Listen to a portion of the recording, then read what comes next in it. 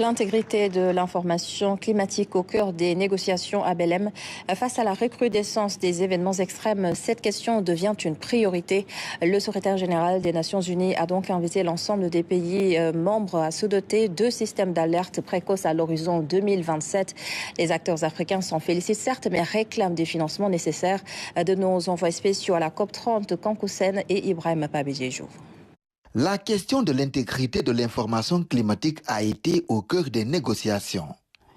Elle est considérée comme une priorité, une chose inédite dans l'histoire des COP. Pour suivre l'adaptation, il faut pouvoir mesurer. Pour mesurer, il faut des systèmes d'information. Nous avons également parlé de l'importance des données climatiques pour l'adaptation, mais également l'importance des systèmes d'alerte précoce également pour l'adaptation. Donc moi j'ai suivi ce volet-là et c'est toujours en cours dans les négociations et nous espérons que l'observation climatique soit considérée comme un bien public international et que des financements internationaux puissent être mis en place pour financer les pays qui sont dotés de moins de moyens pour que les informations puissent circuler, mais surtout que les systèmes d'observation puissent exister, les données soient gérées pour améliorer les prévisions de manière générale.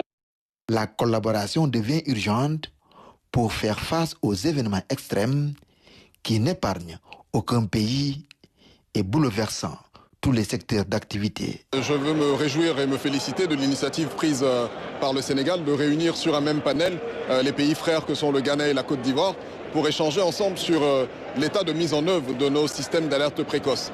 Comme vous le savez, le secrétaire général de l'ONU a invité l'ensemble des pays membres à se doter de systèmes d'alerte précoce à l'horizon 2027 pour protéger les vies et les biens face aux risques climatiques extrêmes que connaissent nos pays. Aujourd'hui, l'ensemble des pays ont développé des réponses et nous nous sommes enrichis mutuellement de ce qui est mis en œuvre dans nos différents pays. Ça a été un partage d'expérience au niveau de la CEDEAO, donc également des questions de collaboration, d'échange de données et d'échange d'expériences également. Parce qu'il faut noter qu'un manque de données, par exemple au Sénégal, va avoir des impacts sur la prévision au Sénégal, mais également des impacts sur la prévision en Europe au niveau mondial. Donc il est important que ces données soient renforcées un peu partout dans le monde. Ce cadre de partage d'expériences est un pas de plus pour l'atteinte des objectifs.